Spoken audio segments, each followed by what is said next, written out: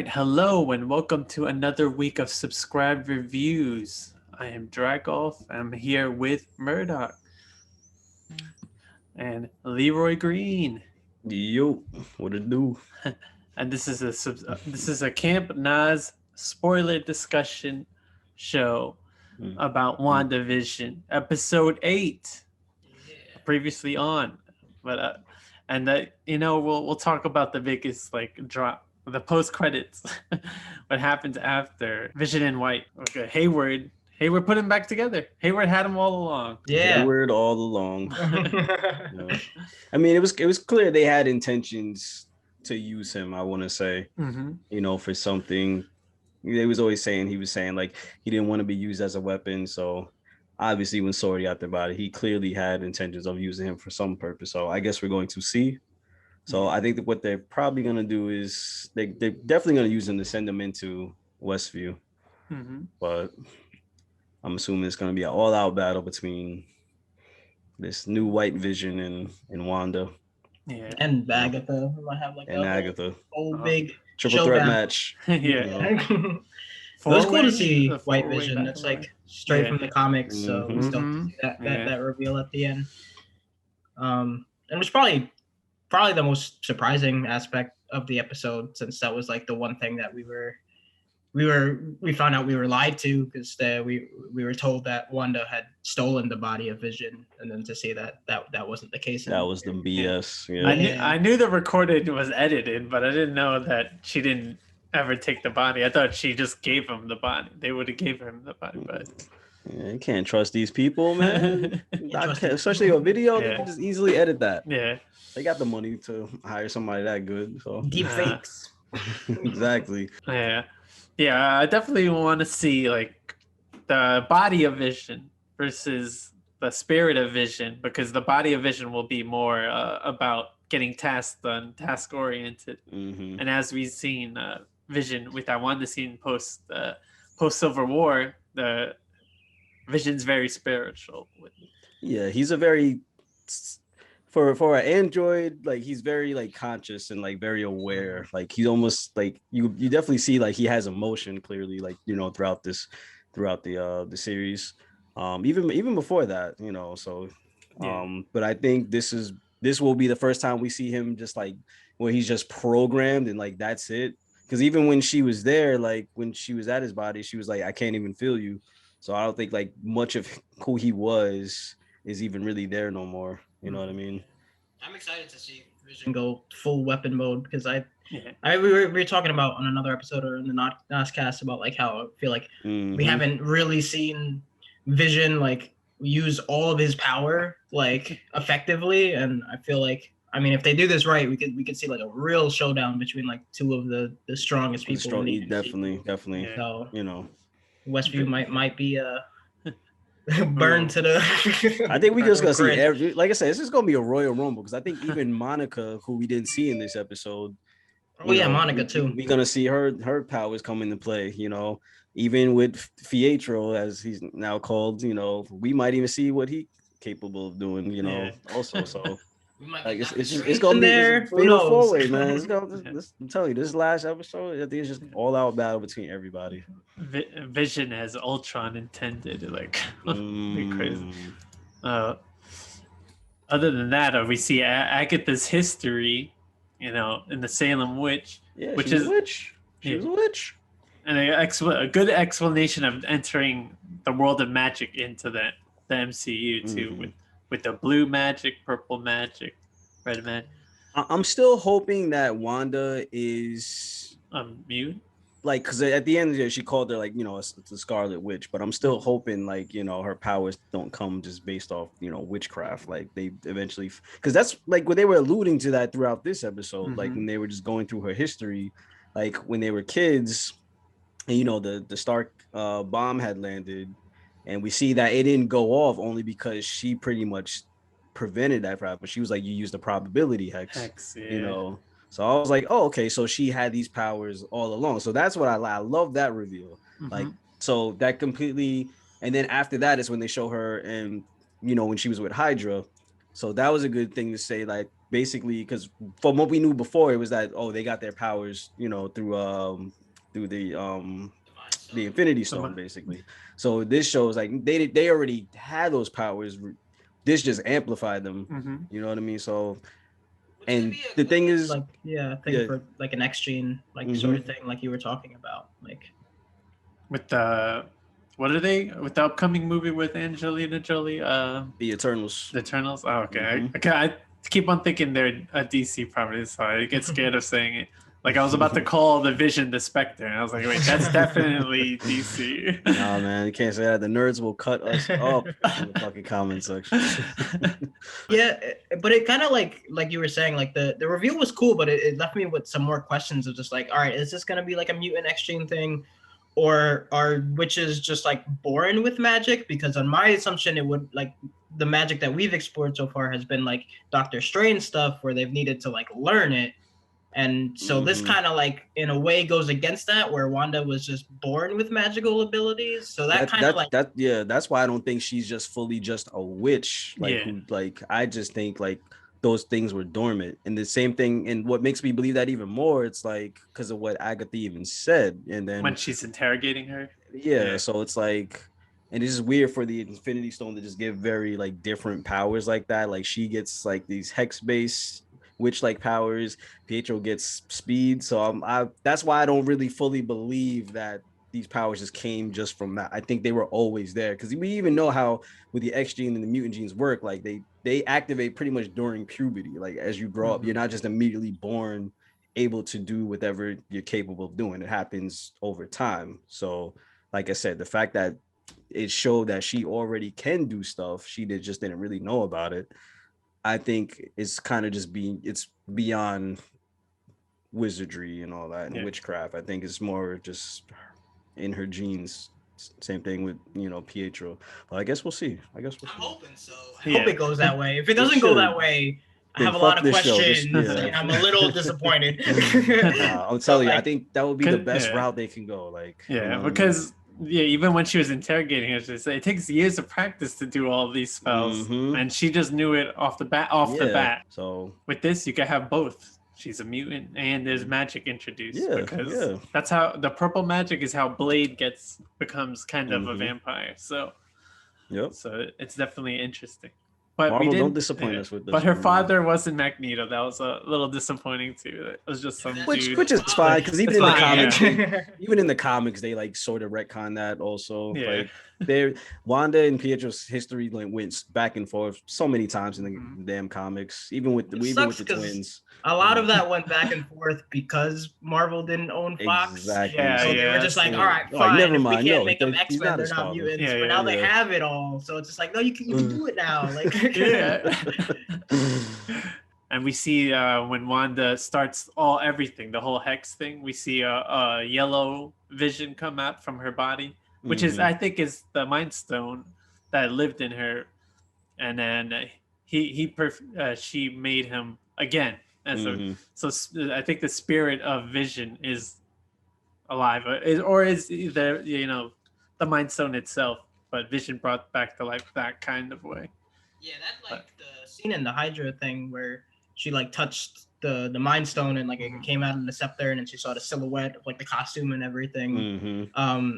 It's has like pretty, I guess, large implications of just like, so is she just like carrying like the power of the Mind Stone at this point? Because when she lets out, like you said, like the yellow energy and stuff, that seems like straight up just like she's releasing the consciousness of Vision, which was given by the Mind Stone. So I don't know. I have questions on like mad questions. Still, like, that's why I was mad. This episode was only 36 minutes long. Like I'm hoping this last episode was like an hour and some change. Like it'll be a full movie. I'm hoping, because it's so much. But I feel like we'll probably be led to a point where we won't get conclusive answers until maybe some of the other movies like Doctor Strange. You know what I mean? So, I could see a big cliffhanger, because I'm also thinking like, she saw herself.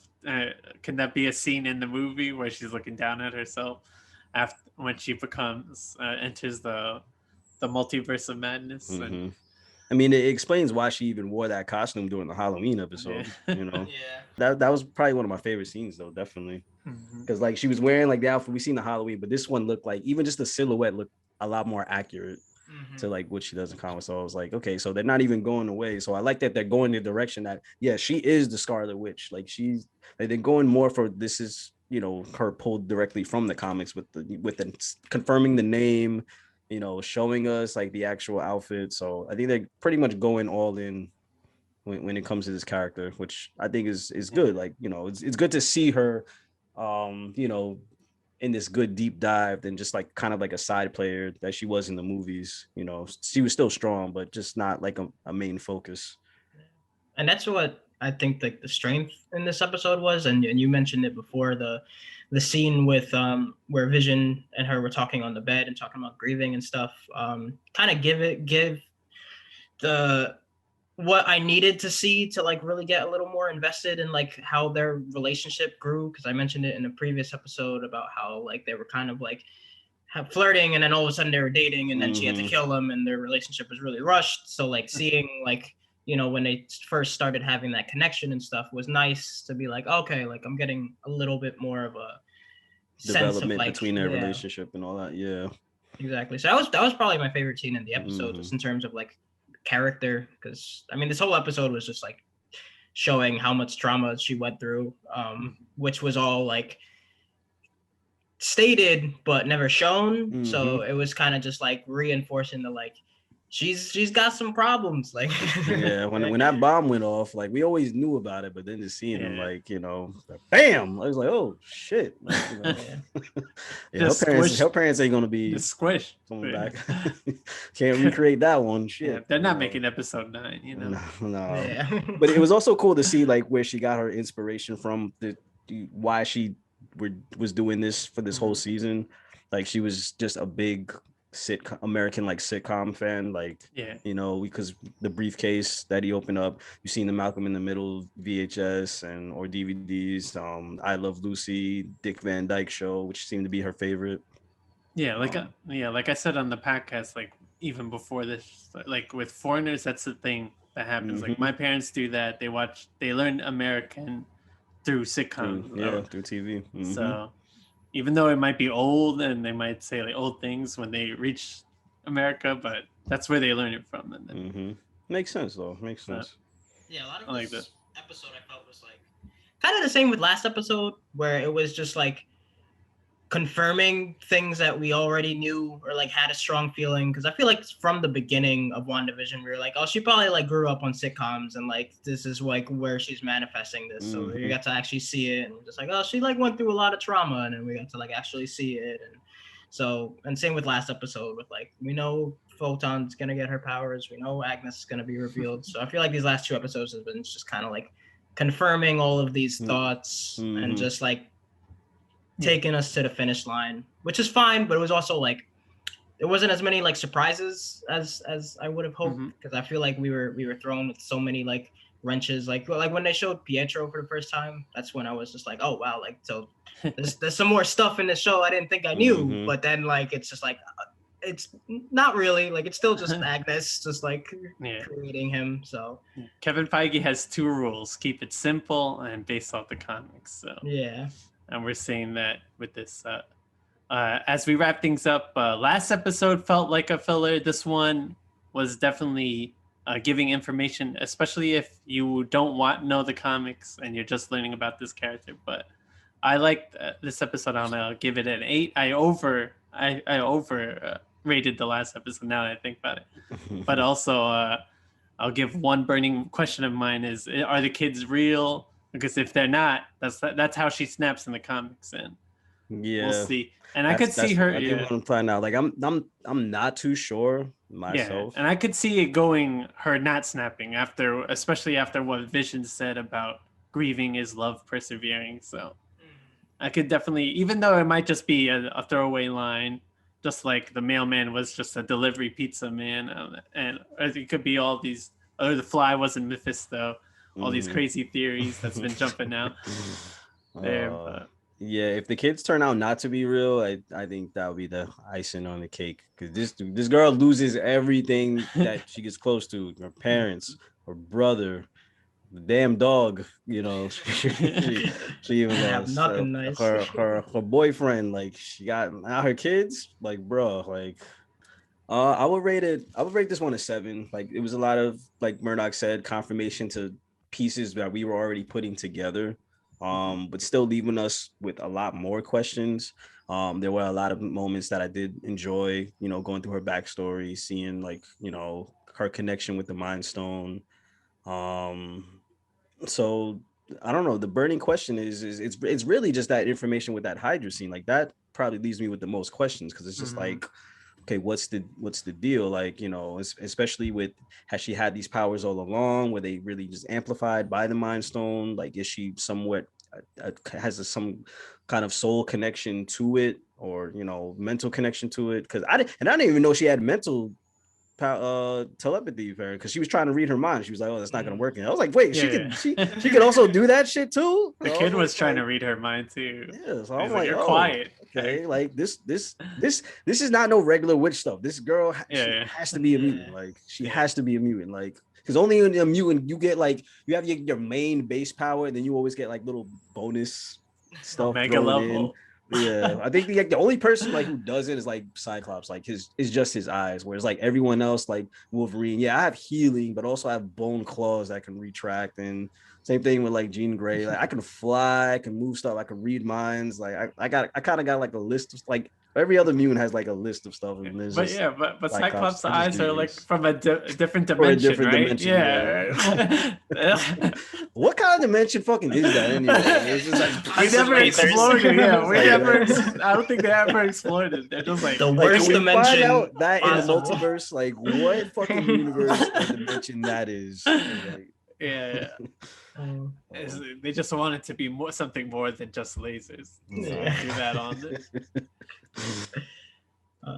I'm also gonna give the episode a 7. I think it was like like I stated, just like a lot of confirmation, and just like still like the last episode, just building us to the finale and putting all the pieces into places. I will say something that I didn't really like about this episode was after everything. It was kind of like in chapters we saw like Wanda's childhood, and then we saw her like teenage years, and then we saw her as an adult. And I thought those scenes were really powerful. And seeing Wanda's trauma and like just taking it in, is like watching like, okay, yeah, this makes sense. But then every time right after that happened, we would snap out, and then Agatha would be like, all right, so let's recap. And I'm like, you don't need to tell me. Like, I just saw, and you're kind of like diminishing the power of what I saw by adding like, it's like dumbing down the exposition. Audience, Exactly. Or it's for the common folk. Yeah, so like, in case you didn't catch what just happened on screen, let me say it to you in words. And it's like, I know what happened. It was very effective. So it was a little like needless exposition by Agatha in between, but it was still like setting up an exciting finale, and I'm excited to see where it goes. And like Leeroy said, it's gonna be like a Royal Rumble, hopefully. And so I'm hyped that now all the pieces are put into place, and just seeing them have fun with their action figures. And that will do it for subscribe reviews. I'm Dragolf. Here's Murdoch and Leeroy Green, and we'll see you next week. Peace.